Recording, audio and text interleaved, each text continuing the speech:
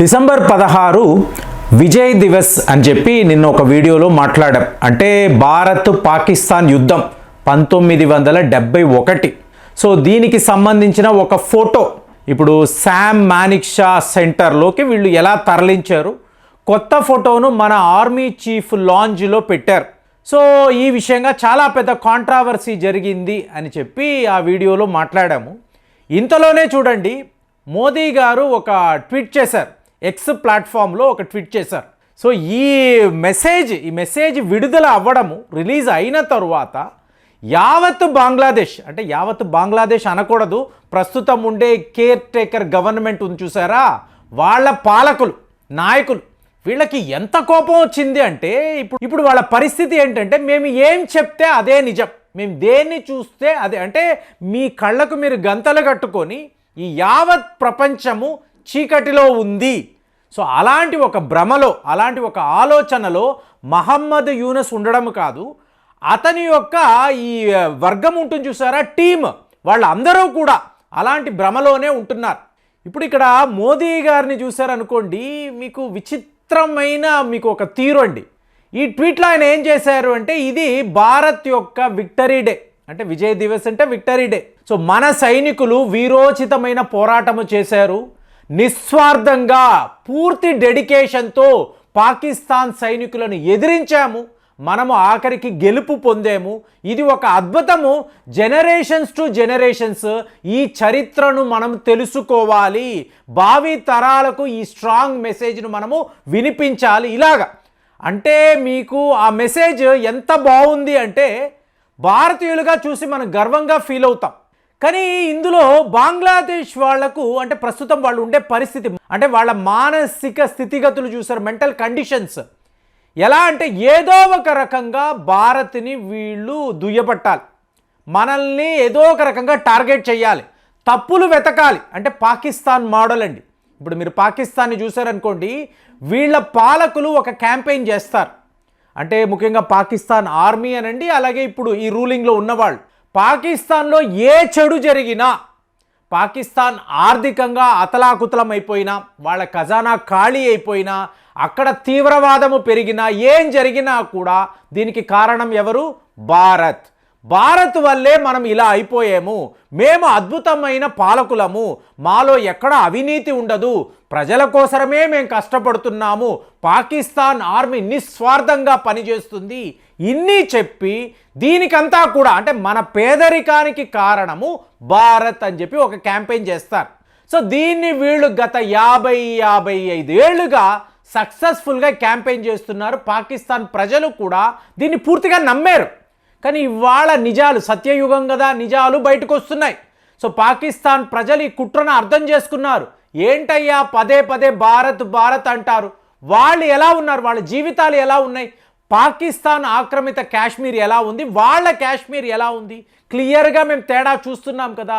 So మీరు చేతకాని వాళ్ళు, మీరు అవినీతి పరులు, మీది ఒక చెత్త పాలన, మీరు భారత్ని ఎందుకు బ్లేమ్ చేస్తున్నారు? ఇంకా చెప్పాలంటే మన పాకిస్తాన్ని చందమామతో మనం కంపేర్ చేసుకోవాలి.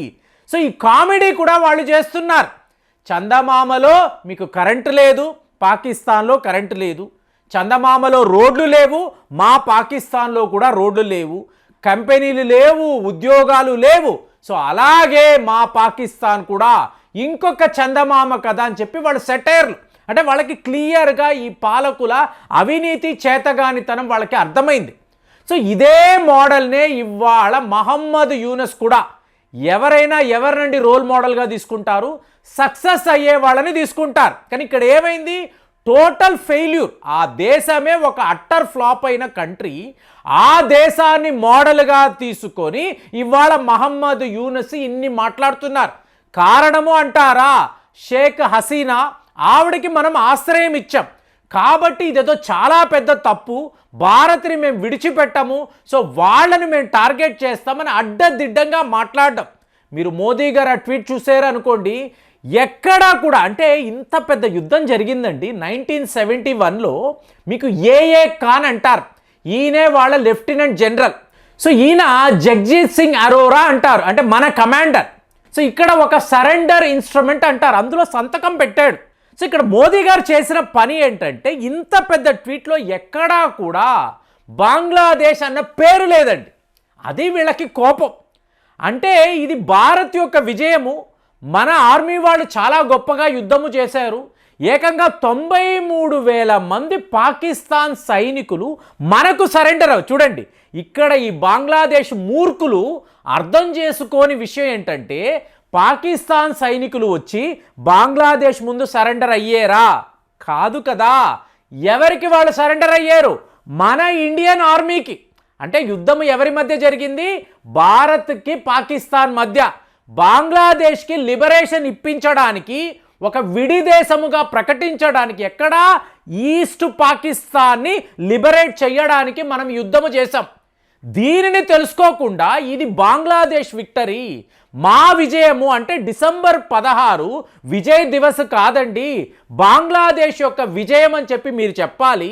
మా దేశము పేరు కూడా లేకుండా మోదీ గారు ఇలాంటి మెసేజ్ ఎలా చేస్తారు? ఇదంతా భారీ కుట్ర. బంగ్లాదేశ్ని మోదీ గారే పాలిస్తున్నారు. ఆయన నుంచి ఈ దేశాన్ని విముక్తి చెయ్యాలి అంటే మేము వాళ్ళ మీద తిరగబడాలి. ఇది మీకు కామెంట్స్ వరుసగా మోదీ గారి ట్వీట్ ఉంటుంది.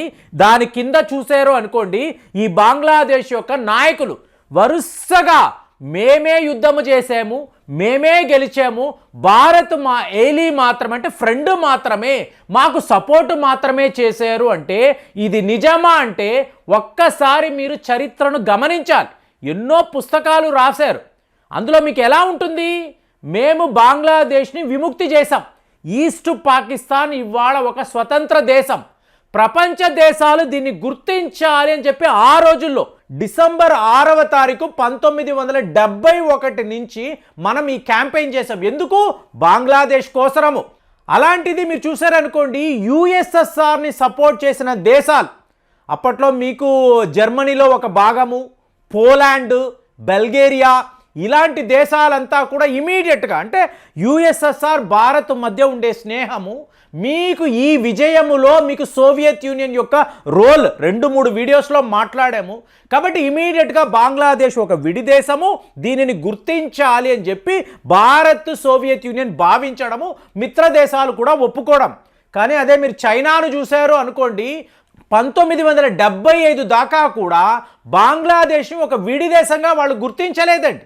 పాకిస్తాన్ వాళ్ళైతే 1974లోనే ప్రపంచం యొక్క ఒత్తిడి, అమెరికా వాడు కూడా ఫైనల్గా మేము ఓడిపోయాము కాబట్టి బంగ్లాదేశ్ను ఒక దేశంగా గుర్తిస్తున్నామని వాడు కూడా మీకు కాళ్ళ బేరానికి వచ్చాడు.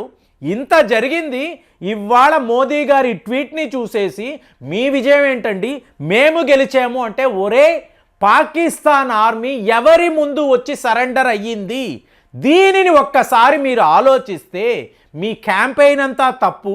మోదీ గారు చాలా చాలా పర్ఫెక్ట్గా బంగ్లాదేశ్ పేరు ఎత్తలేదు అంటే అప్పటికి మీరు పాకిస్తాన్తో విజయం సాధించారు.